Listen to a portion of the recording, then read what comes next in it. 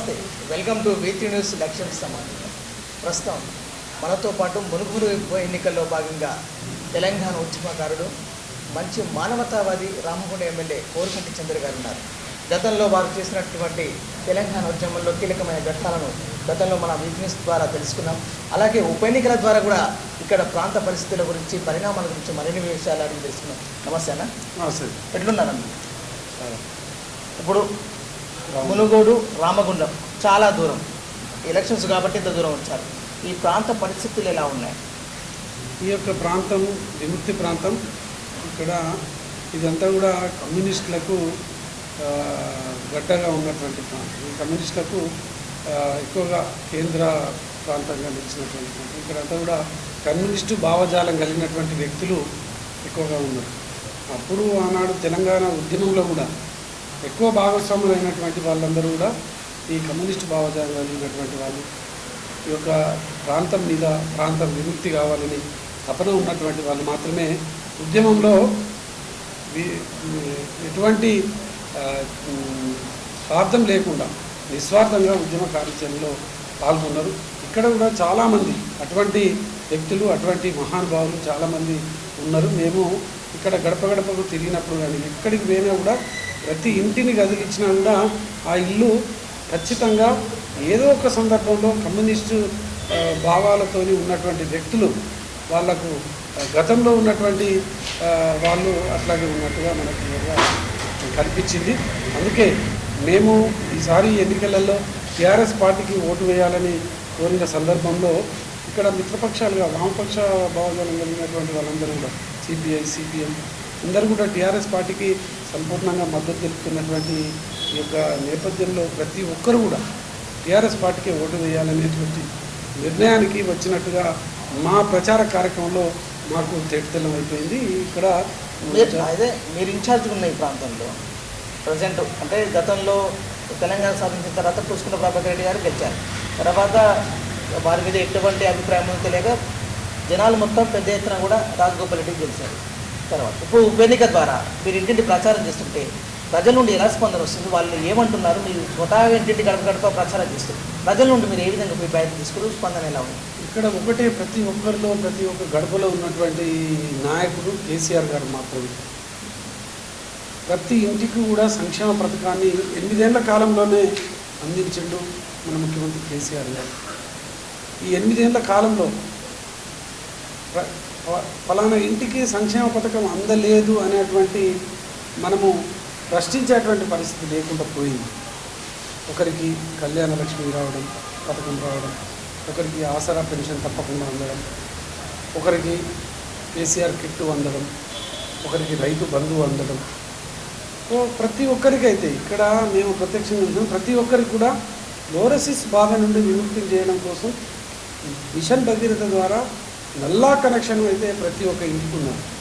ఇట్లా మేము చూసినట్టయితే 8 ఏళ్ల కాలంలో తెలంగాణ సంక్షేమ పథకాలు ప్రతి ఒక్కరికి కూడా అందుతున్నాయి అనే దానికి నిలుపుటెత్తు సాక్ష్యం ఈ యొక్క మునుగోడు నియోజకవర్గంలో ఉన్నటువంటి ప్రతి ఇల్లు అనేది కూడా మాకు అర్థమైపోయింది. అందుకే ఇక్కడ ప్రజలు కూడా చాలా క్లియర్గా ఉన్నారు.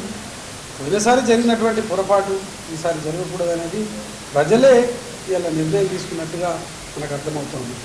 టీఆర్ఎస్ విజయం ఎలా ఉండబోతుంది? నార్మల్ మెజార్టీతో గెలవబోతున్నారా, అఖండ మెజార్టీతో గెలవబోతున్నారు?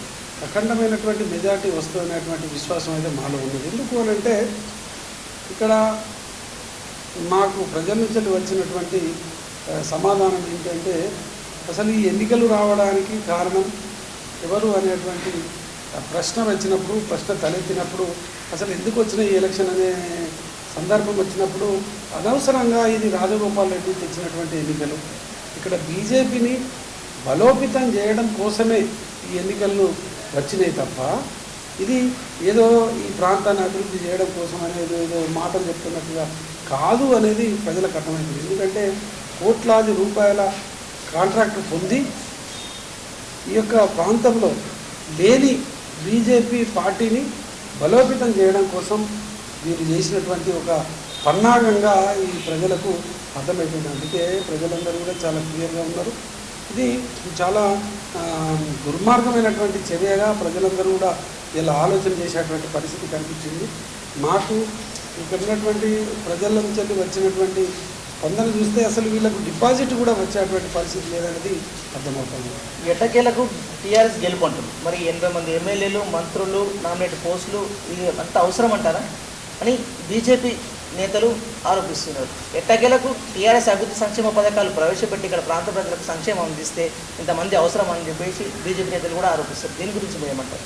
వాస్తవంగా మేమందరం కూడా క్షేత్రస్థాయిలోకి రావడానికి బలమైనటువంటి ముఖ్యమైనటువంటి కారణం ఇక్కడ ప్రత్యేకంగా కాంగ్రెస్ మరియు బీజేపీలు జరుగుతున్నటువంటి అభివృద్ధిని, చేస్తున్నటువంటి కార్యాచరణను, తెలంగాణ రాష్ట్రం ఏర్పడిన తర్వాత జరిగినటువంటి అభివృద్ధి, కేసీఆర్ గారికి ఉన్నటువంటి సంకల్పం, వారు చేస్తున్నటువంటి ఈ ప్రజల సంక్షేమం కోసం చేస్తున్నటువంటి కార్యాచరణను తప్పుదోవ పట్టించేటువంటి విధంగా లేనిపోని అన్ని దొంగ ప్రచారాలను చేస్తూ ప్రజల మూడును డైవర్ట్ చేసేటువంటి కుట్ర జరుగుతుంది. ఈ కుట్రను తిప్పికొట్టడం కోసం తెలంగాణ ప్రభుత్వం 8 ఏళ్ల కాలంలో ఏం చేసిందని చెప్పడం కోసమే మేము ఒక కార్యకర్తలాగా ఆనాడు ఉద్యమంలో కార్యాచరణతో ఏ విధంగా అయితే ప్రజలను చైతన్యం చేసి ఉద్యమంలో పాల్గొనే విధంగా చేసినామో ఈరోజు కూడా కేసీఆర్ గారు చేస్తున్నటువంటి సంక్షేమ పథకాలను ప్రజలకు వివరించి ఆనాడు ఉద్యమంలో పాల్గొన్నటువంటి మీరు ఈరోజు కేసీఆర్ గారు బంగారు తెలంగాణ నిర్మాణం కోసం చేస్తున్నటువంటి దీంట్లో భాగస్వాములను అయ్యే విధంగా చేయడం కోసమే మేమందరం కూడా రావడం జరిగింది. ఈ తీర్పు ప్రజల తీర్పుగా ప్రజలకు ఈ ప్రాంతం అభివృద్ధి చేయాలనేటువంటి లక్ష్యం, ఆలోచన ఉన్నదని వాళ్ళకు తెలపడం కోసం ఇచ్చేటువంటి తీర్పుగా ప్రజలను చైతన్యవంతం చేస్తూ ప్రజలు చైతన్యవంతం మేము చేయడమే కాకుండా మేము వచ్చే వరకు ఆల్రెడీ ప్రజలు చాలామంది చైతన్యులుగా ఉన్నారు. ఈరోజు యువకులు కొంతమందికి జరుగుతున్నటువంటి అభివృద్ధి కానీ, ఉద్యమ సందర్భం, ఉద్యమ నేపథ్యానికి సంబంధించిన విషయాలు కానీ కొంతమంది యువకులకు పూర్తి స్థాయిలో అవగాహన లేకపోవడం కూడా ఒక దురదృష్టకరమైపోయింది. 2001లో టీఆర్ఎస్ పార్టీ ప్రారంభమైనటువంటి సందర్భం, ఈరోజు రాష్ట్రం ఏర్పడినటువంటి సందర్భం మధ్య 20 ఏళ్ల కాలం జరిగినటువంటి యొక్క కార్యాచరణ చిన్నపిల్లలు పాపం 18 ఏళ్ళు కొత్తగా ఓట్లు వచ్చినటువంటి వాళ్ళు 18 ఏళ్ళు ఉన్నటువంటి వాళ్ళు కాబట్టి వాళ్ళు ఈ ఉద్యమం ప్రారంభమైనప్పుడు ఉద్యమ కార్యాచరణ 2009లో ముందు భాగాన కార్యక్షేత్రం నడుస్తున్నప్పుడు మా పార్టీ కానీ మా నాయకులు కానీ ముందున్నప్పుడు వీళ్ళందరూ కూడా చాలా చిన్న వయసు వాళ్ళు, ఉద్యమ విషయాలు కానీ వీళ్ళకి తెలియదు. ఈ తెలియకపోవడం మూలాన ఒక విష బీజాలను బీజేపీ యువకుల మెదళ్లలో నాటుతున్నది కాబట్టి దాన్ని తిప్పికొట్టడం, ఆ యువకులను చైతన్యం చేయడం కూడా మేము ప్రధానమైనటువంటి ఆలోచన కొద్ది కూడా రావడం జరిగింది. అది కొంత మేము సఫలీకృతమైన ఇంకా కొంత మేము చైతన్యం చేయాల్సినటువంటి అవసరం ఉన్నదని అయితే మేమైతే భావిస్తూ ఉన్నాం.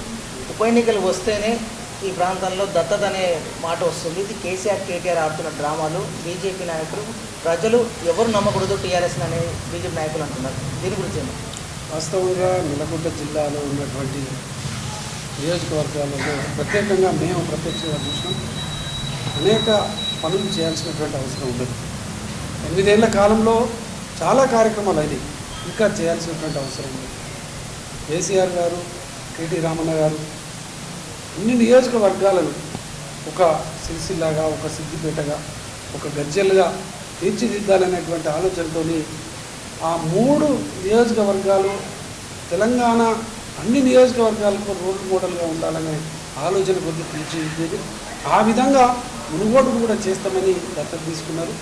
అట్లాగా అన్ని నియోజకవర్గాలు కూడా అయితే రేపటి కాలంలో మరో సిరిసిల్ల, అన్ని నియోజకవర్గాలు, రామగుండం కూడా మరో సిరిసిల్ల కాబోతుంది తప్పకుండా. ఇట్లా అన్ని నియోజకవర్గాలు అభివృద్ధి చెందుతాయి. కేటీఆర్ రామన్న గారు ప్రత్యేకంగా తీసుకున్న ఉద్దేశం బీజేపీ ఒక తప్పుడు ప్రచారాన్ని, తప్పుడు ప్రాపగండ చేస్తూ ఉన్నది. మేము 100 కోట్ల నిధులు తెస్తాం కేంద్రం నుండి అని చెప్తా ఉన్నది. దుబ్బాకలో జరిగిన ఎలక్షన్లలో ఇదే మాట చెప్పారు, ఇప్పటివరకు 1 రూపాయి చేయలేదు. హుజరాబాద్లో ఇదే మాట చెప్పారు, 1 రూపాయి చేయలేదు. వాళ్ళతో ఏమి కాదు, మేమే చేయగలుగుతామని, నేనే జవాబుదారుగా ఉంటానని ప్రజలకు ఒక భరోసాను కల్పిస్తూ కేటీ రామన్న గారు ఈ యొక్క నియోజకవర్గాన్ని దత్తత తీసుకుంటున్నట్టుగా ప్రకటించడం జరిగింది.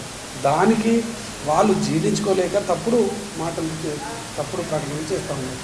నియోజకవర్గ అభివృద్ధి జరిగితే నేను రాజీనామా చేయాల్సిన అవసరం లేదు, ఇప్పుడు మళ్ళీ ఈ ఉప ఎన్నికలు పోటీ చేయాల్సిన అవసరం లేదు. కానీ నిధులు ఇవ్వలేదు కాబట్టి ఈ ప్రాంతాన్ని నిర్లక్ష్యం చేశారు కాబట్టి నేను ఉప ఎన్నికకు వచ్చాను, రాజీనామా చేశాను. బీజేపీ అయితేనే సరిగ్గా ప్రత్యర్థి టీఆర్ఎస్కి అని చెప్పేసి కూడా రాజగోపాల్ రెడ్డి పోటీ నిలబడ్డారు.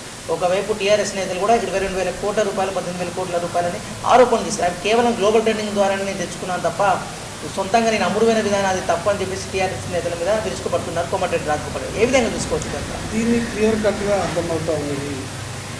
ఆయన రాజీనామా చేసి బీజేపీ పోవడం చూస్తేనే ఆయన స్వార్థమైనటువంటి ఆలోచన విధానం అర్థమవుతుంది. ఎందుకు అంటే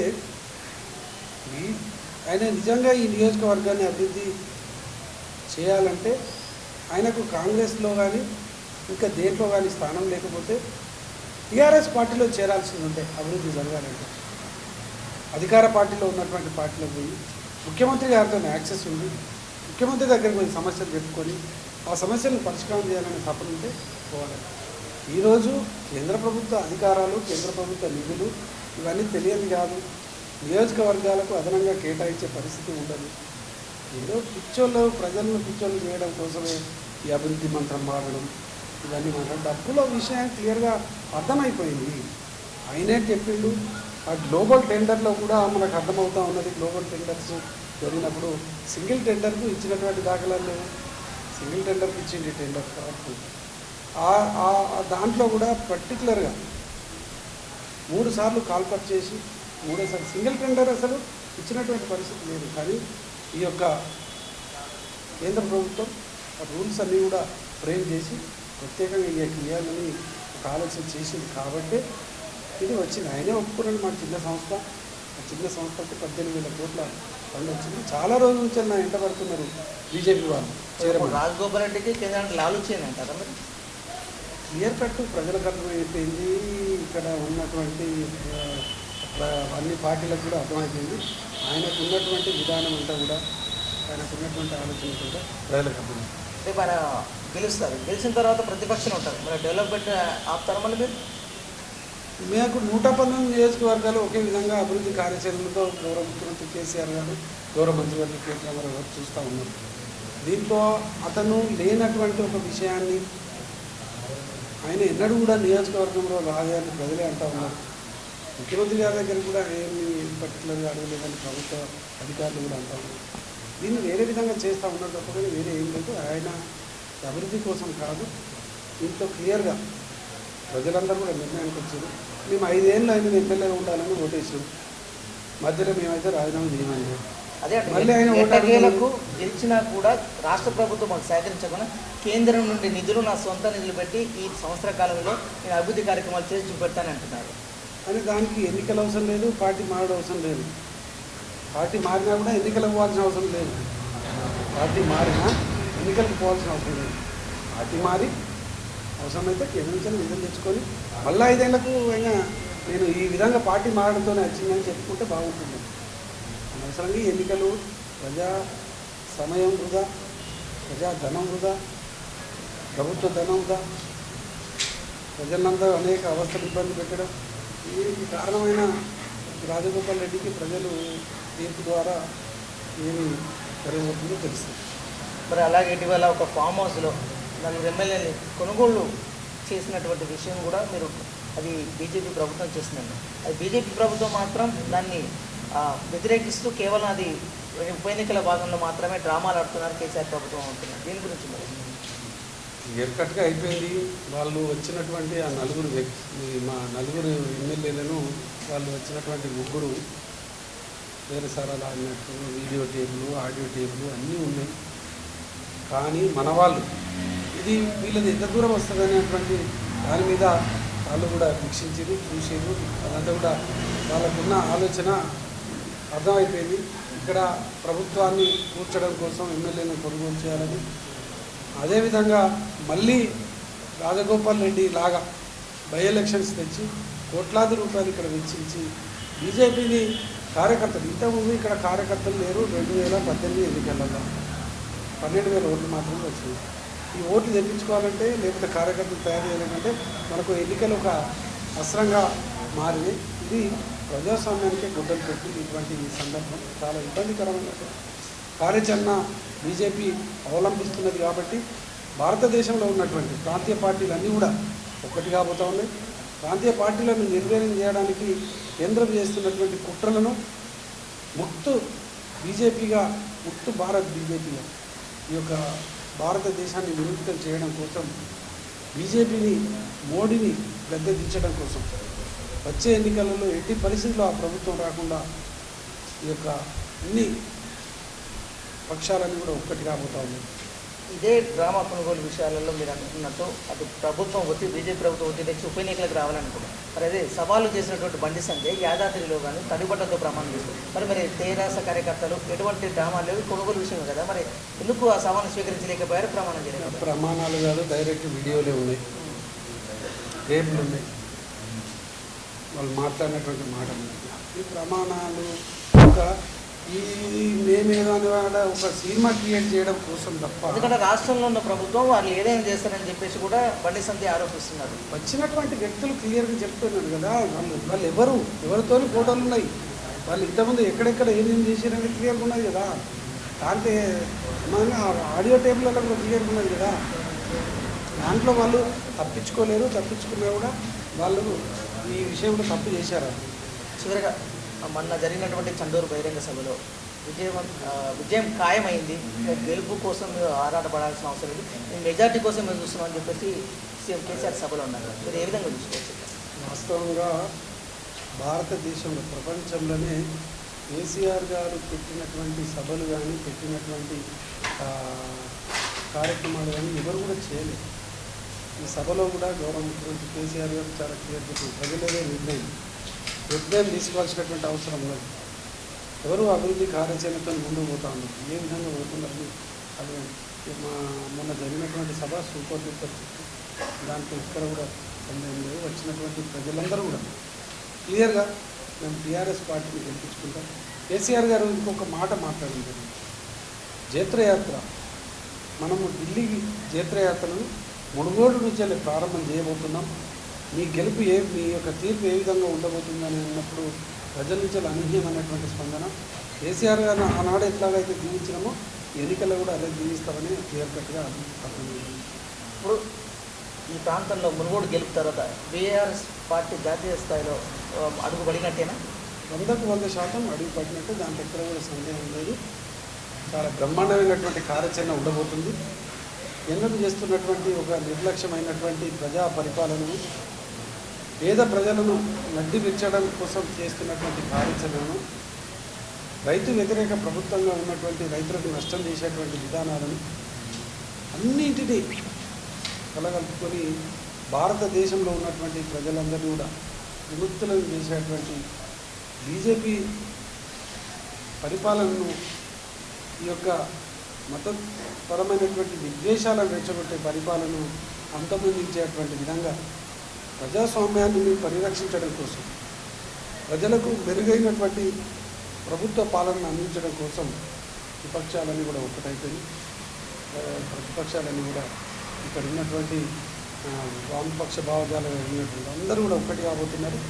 చాలా పెద్ద ఎత్తున తిరుగుబాటు రాబోతూ ఉన్నది ఇక బీజేపీ మీద, కేంద్ర ప్రభుత్వం మీద. తప్పకుండా మంచి రిజల్ట్ అతి త్వరలో వస్తుందని మేమైతే విశ్వసిస్తా ఉన్నాం. టీఆర్ఎస్ గెలుపు కోసం, ఈ ప్రాంత ప్రజల కోసం మీరు ఇక్కడ ఇన్ఛార్జ్గా ఉన్నారు, ఏం చెప్పదలుచుకున్నారు?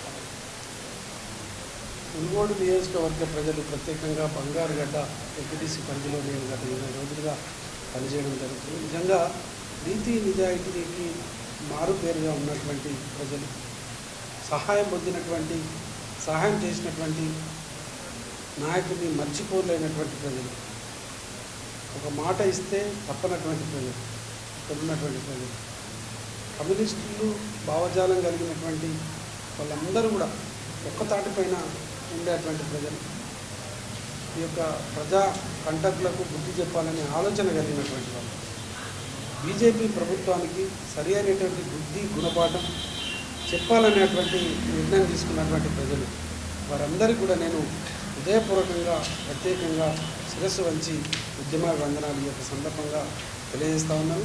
రేపు 3వ తారీఖు జరగబోయేటువంటి ఎన్నికలలో మీ మీ యొక్క చైతన్యం, మీ యొక్క కార్యాచరణ, ఈ యొక్క ఆలోచన మీరు 20 రోజులుగా మాకు అర్థమైంది. ఈ యొక్క కార్యాచరణ, ఈ యొక్క ఆలోచన రాబోయేటువంటి కాలంలో కూడా ఇదే విధంగా ఉండాలని, రేపు 3వ తారీఖు జరగబోయేటువంటి ఎన్నికలలో కేసీఆర్ గారి నాయకత్వాన్ని పుచ్చుకుంట ప్రభాకర్ రెడ్డి కారు గుర్తుపైన ఓటు వేసి అత్యధికమైనటువంటి మెజార్టీతో గెలిపించి ఈ యొక్క నియోజకవర్గం ఇక్కడ ఉన్నటువంటి ప్రజల సమస్యల పరిష్కారం చేయడం కోసం మనకు టీఆర్ఎస్ పార్టీతోనే సాధ్యమవుతుంది కాబట్టి, తెలంగాణ ప్రభుత్వంతోనే సాధ్యమవుతుంది కాబట్టి ఈ యొక్క నిర్ణయాన్ని ఖచ్చితంగా 3వ తారీఖు వెలిగించాలని, కేసీఆర్ గారికి ఈ యొక్క గెలుపు ఒక బహుమతిగా ఇచ్చి బీఆర్ఎస్కు అంకురార్పణ జరగబోతున్నటువంటి యొక్క సందర్భంగా కేసీఆర్కు ఒక ధైర్యాన్ని నింపాలని మన మునుగోడు నియోజకవర్గ ప్రజలను, అదేవిధంగా బంగారుగడ్డ ఎంపీటీసీ ప్రజలందరికీ కూడా నేను ప్రత్యేకమైనటువంటి విజ్ఞప్తి చేస్తూ, నాకు ఇన్ని రోజులు ఈ యొక్క ప్రచార కార్యాచరణలో సహకరించి వెన్నుదన్నుగా ఉండి ఉన్నటువంటి ప్రతి ఒక్కరికి కూడా సిపిఐ, సిపిఎం, టీఆర్ఎస్ పార్టీ ప్రజలందరికీ కూడా హృదయపూర్వకమైనటువంటి కృతజ్ఞతలు తెలియజేస్తా ఉన్నాం. తప్పకుండా మీరు అత్యధిక మెజార్టీతో టీఆర్ఎస్ పార్టీని గెలిపిస్తారని సంపూర్ణంగా విశ్వసిస్తా ఉన్నాను. జై తెలంగాణ, జై జై తెలంగాణ. ఇక ఎన్ని కేంద్రంలో ఉన్న అధికార పార్టీ నుంచి ప్రభుత్వం ఎన్ని ప్రలోభాలు పెట్టినా కూడా ఇక్కడ గెలిచేది, ఎగిరేది మాత్రం గులాబీ జెండా అంటూ రామ్మోహన్ ఎమ్మెల్యే కోరకంటి చంద్ర గారు అన్నారు. ఇది ఈనాటి కార్యక్రమం. మళ్ళీ మరో కార్యక్రమం కూడా అంతవరకు.